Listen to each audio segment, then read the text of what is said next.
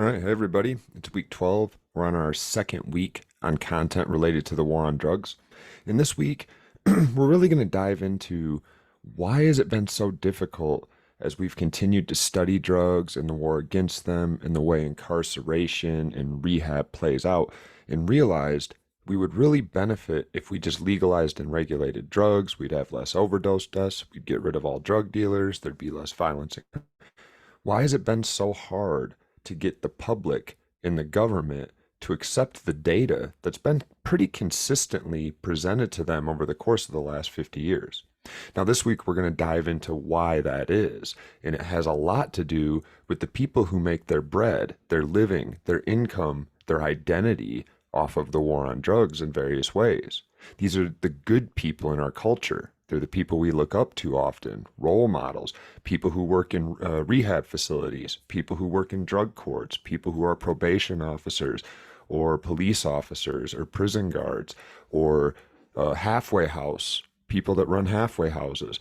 All of these folks are embedded in our current culture with the war on drugs in a way they can't get rid of.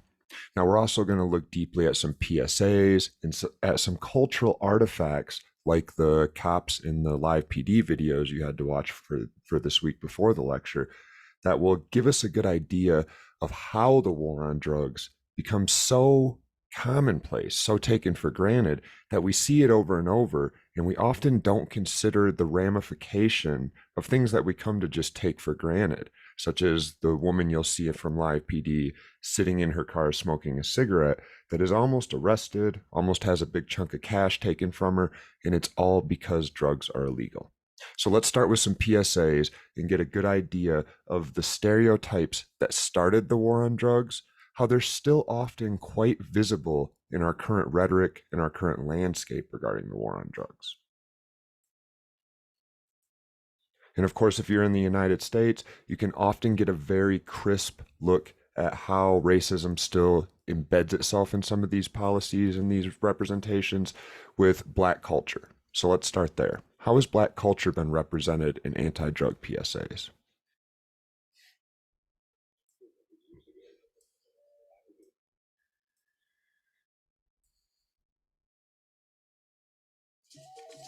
Almost 400 years ago, African Americans were brought to this continent in chains.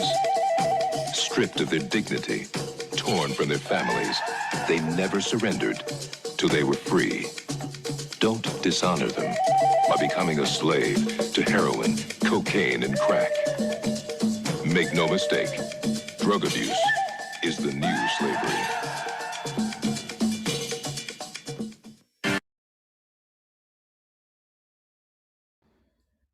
Yikes, right? Now, of course, nowadays, given what's happened, especially in the last 5, 10 years in this country, you would not see this explicit of a reference to slavery and depictions and images like this used to propel forward this point that drug addiction could become the next slavery. But it still is embedded in our cultural rhetoric, in the way we think about drugs, and in the way that we combine our past to the present. And of course, bound up in representations like this are a minimization of what really went into those original institutions. But of course, that's not the only way that drugs are represented in Black culture. So this is a little bit more recent, 2 or 3 representations that are a little bit more recent. Noise woke me up. It was my older brother, Rick, looking for money. He was high on crack. He was gonna kill me. I'm never gonna be like him. Can't nobody make me do drugs.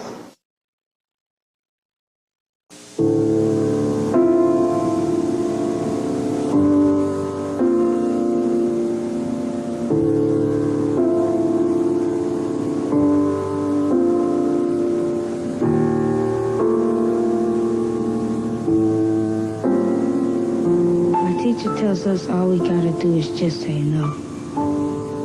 And the other day, a policeman came to our class talking about say no too. But my teacher doesn't have to walk home to this neighborhood. And maybe the dealers are scared of the police. But they're not scared of me. And they sure don't take no for an answer. To Kevin Scott and all the other kids who take the long way home, we hear you. Don't give up.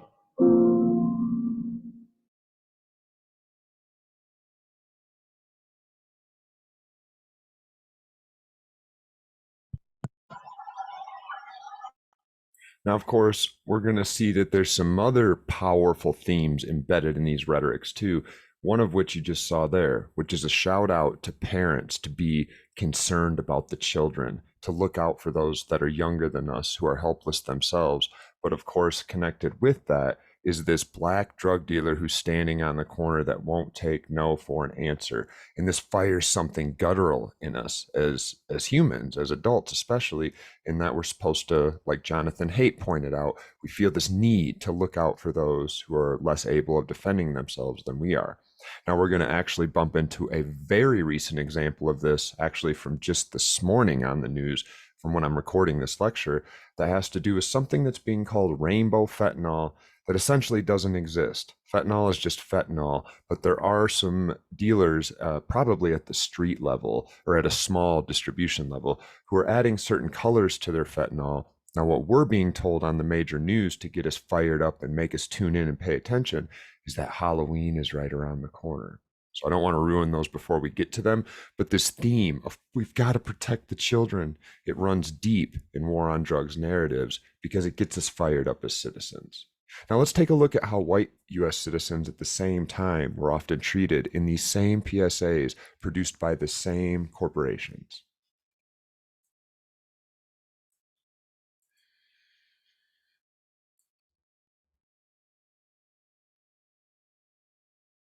Joey! Hey, Joey! I got some stuff you just gotta try. What is it?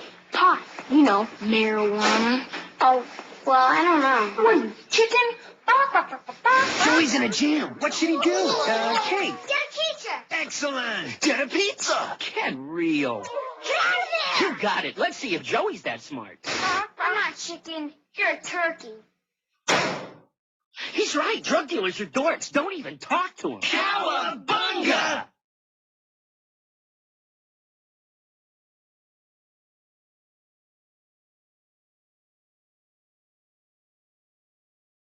Of course, in these, you'll also notice this theme that sneaks in, especially in newer anti-drug PSAs, that drug users and drug dealers are losers, they're worthless, they're people that in our culture are always guaranteed to be on the outs, and we don't really want them around us. And we'll see this over and over, including in this PSA that's from, I think this one's from around 2010, with a updated company, not the same old, but a company that has a different name, as we'll see, that's pasted at the bottom.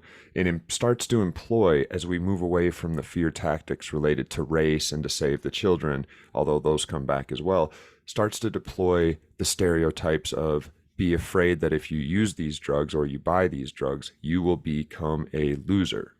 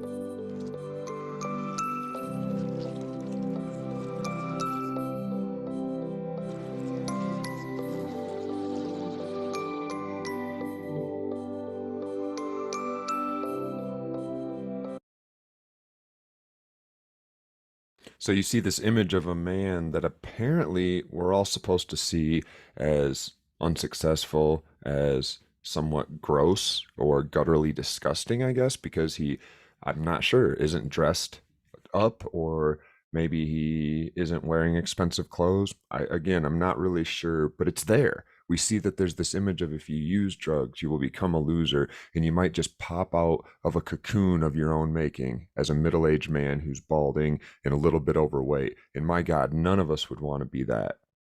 Crap. Above the Influence is the name of this corporation. And again, you can see even in the name is cleverly woven in this idea that if you are under the influence, you're not as good as everyone else. You're not as good as you could be. You may lose stuff. That's been the theme through the last 20, 25 years of drug ads is drugs will take everything from you. And even though we know that's not true, even though anybody that has been prescribed some painkillers for a tooth that was pulled or set down a substance like coffee or sugar or a narcotic that they were using, cigarettes, alcohol, for a long time, realizes there's ways out of these things, even if we consider them addictions. It doesn't matter. The underlying theme of you will become addicted and lose everything is a powerful one that both scares us and in many ways becomes a self-fulfilling prophecy.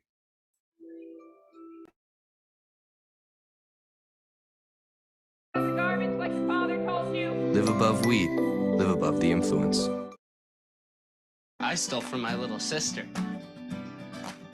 I got straight D's. I left my ex-girlfriend 27 messages last night. I made my mother cry. I let people draw on me. I ditched my friends and let them find their own way home.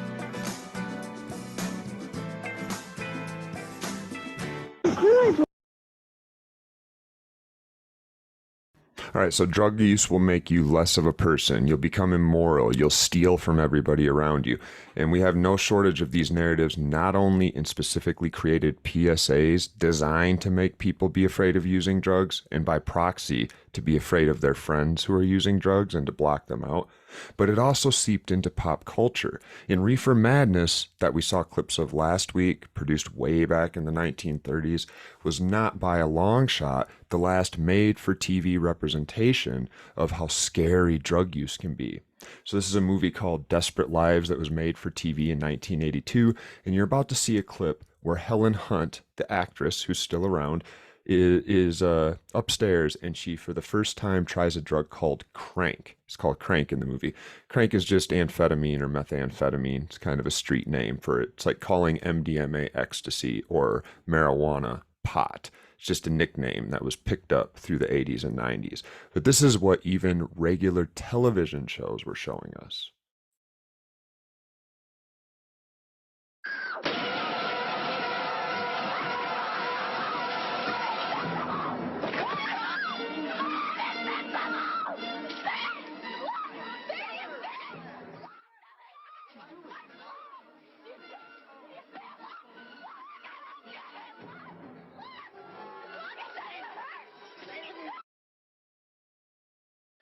All right, it goes on and on like that.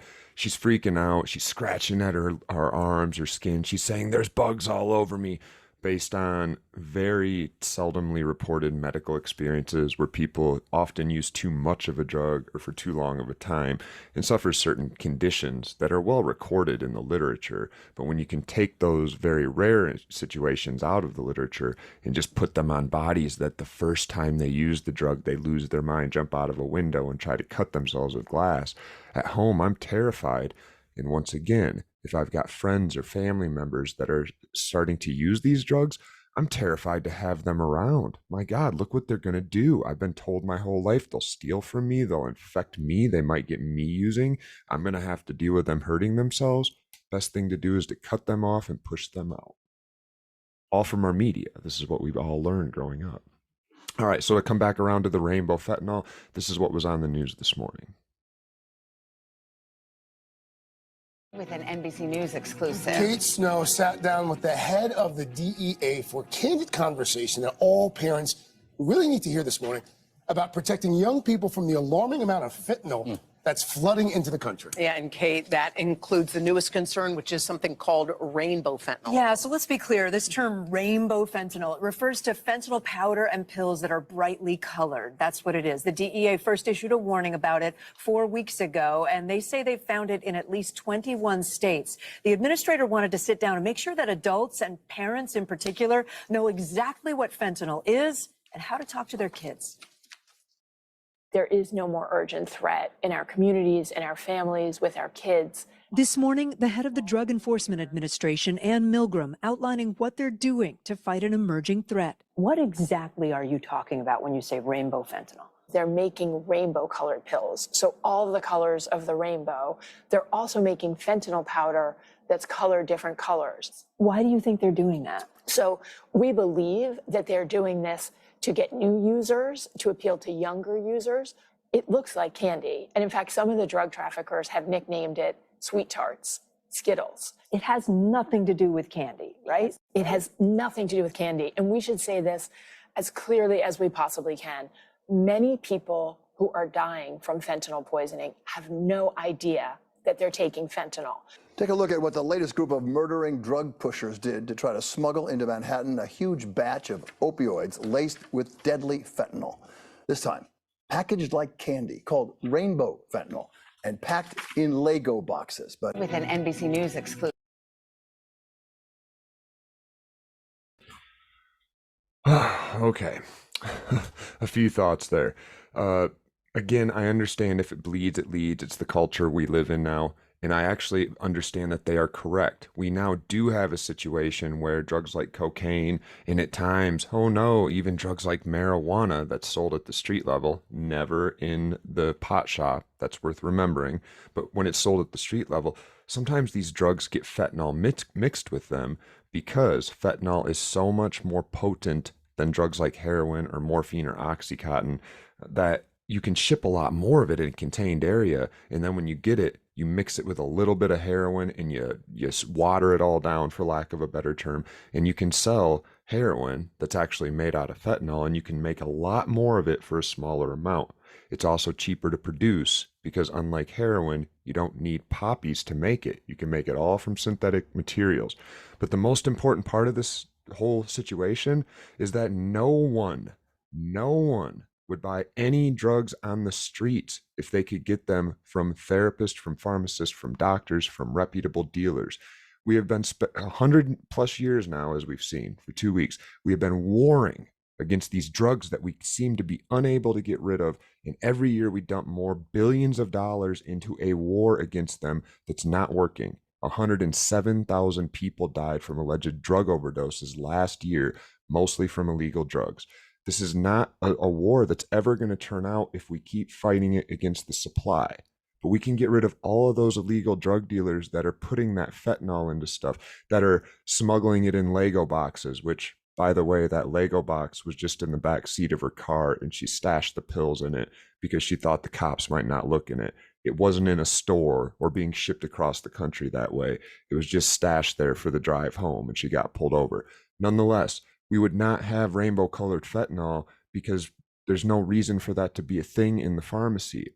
It's also worth noting that drugs, one of my favorite drugs, Xanax, alprazolam is the actual chemical, is rainbow-colored. You can go online right now and look up all sorts of drugs, including Xanax, in different colors: green, orange, blue, red, pink, different shapes. Some of them look like Legos. The bricks of Xanax look like actual Lego blocks. They're kind of fun. Nobody would ever say Xanax is trying to sneak these into your kids. They're trying to get your kids to take these drugs by making them different colors. That's the result of a war on drugs that's become so normalized, we now just take it for granted. So all of these things that are terrifying, oh my God, oh me, oh my kids are going to use drugs. There's drugs out there somewhere. Fentanyl can kill people. They're all the result of the war on drugs. And the final piece to this, to really drive it home, most people would never have used and would never want to use fentanyl if it wasn't for the fact that heroin was made so expensive by the war on drugs that it became a logistical and a financial reasonable decision to switch over to a more potent, cheaper form of the drug, because heroin is $1 a gram to produce in Afghanistan or in South America where the poppies are grown, and it's hundreds of dollars a gram on the street. That's why we'll never get rid of it all, because as long as somebody has that sort of incentive to make that much money on selling it, they're going to sell it. But now, again, the legal market's flooded with these stronger alternatives because of the war on drugs. We can get rid of all legal drug dealers overnight if we legalize and regulate drugs and send people to pharmacists and therapists and doctors where those drugs are pure, they're never mixed with fentanyl, you know the dose, and they're $1 a gram, so nobody can sell them on the streets. All right, the last thing I want to do, and I'll be brief about this, is just share a little bit about the article you're reading. It feels really long, says 30 pages, but almost all of them are sliced in half by references at the bottom. But what Richard DeGrandpre is really getting at is this. We've lived in a world for a long time where now we've seen PSA companies and nonprofits and Hollywood producers can make money off the war on drugs by doing these PSAs. And we've seen that the individuals that we've talked about along the way made a name in politics from doing various policy initiatives to get the war on drugs cranked up on. And as we just saw, the news can get people to tune in and be afraid and watch their stories. And the police departments can really lean on rainbow fentanyl stories to make sure the public stays behind them and they're legitimate and they can hire new cops next year and keep expanding the war on drugs. Pharma's also making big money off the status quo war on drugs. This week, we're hardly even talking about the obvious money makers, the prison system, the guards, the COs, the rehab industrial complex. Those all make tons of money off the war on drugs being how it is too. But the real goal of this week's article is to look at pharma, who noticed in the early 1900s that cocaine, which used to be readily available, including in products like the one I'm showing you on the screen, was outlawed. But not immediately, but rather quickly, the pharma company said, well, then how can we produce the same effects in the brain, put it in a pill, patent it so no one else can make it, and then this cocaine that we would have had to sell for $1 a gram because it's really cheap and there would have been lots of competition, we can sell it for way more than that, corner the market and make billions of dollars. This is what DeGrandpre means by a cult of pharmacology. Cults don't use evidence to think. They sell themselves out to a philosophy, an idea, a belief. And even when the evidence contradicts that belief, they don't care. They stick with it anyway. And what he's saying is we all can see right in front of us that these drugs that are constantly replaced by new drugs, the new drugs aren't any different. In fact, sometimes they're worse, but they're all we can legally take. And the pharma industry makes us lots of promises about the safety, the efficacy. It doesn't matter that those promises never pan out. Give us the new drug. Same thing happened with heroin. Forget the fentanyl patch at the bottom. That should pop up last. So we had this heroin, in fact, here.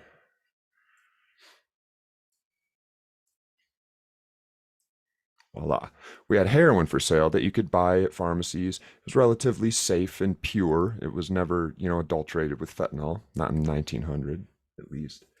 And we replaced it with drugs like Vicodin, orally consumed products that then we kind of got scared about too. You can still get these with a script, but not the way you could before.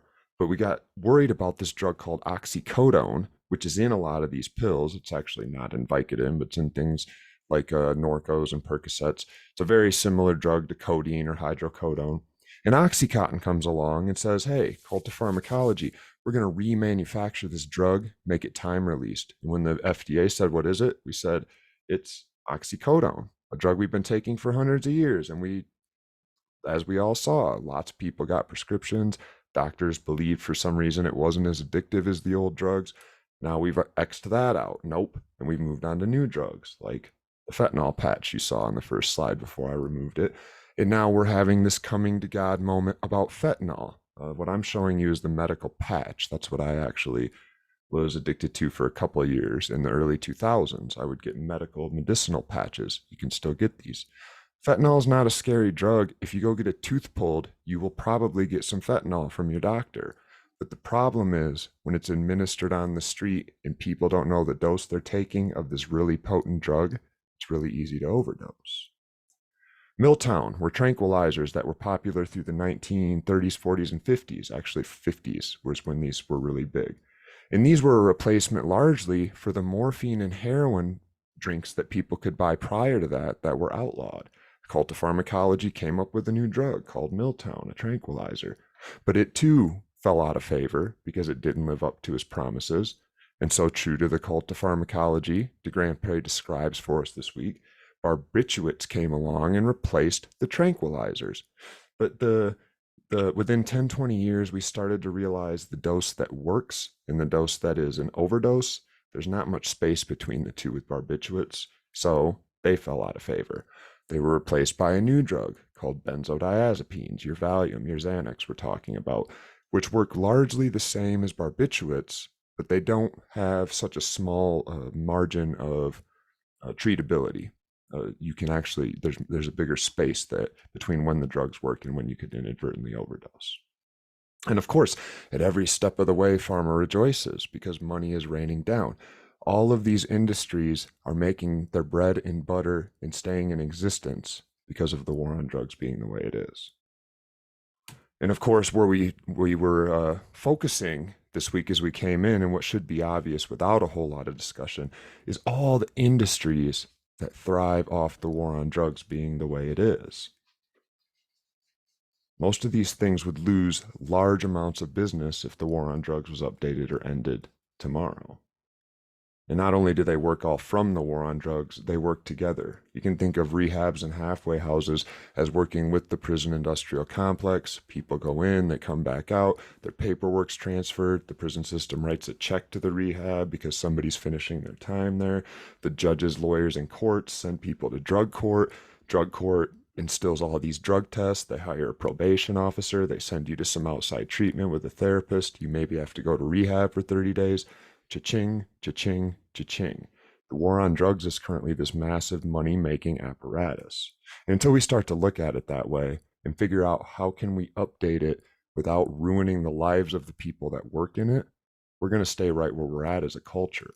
So as college students, your job is to start to embrace this forward-looking progressive ideology.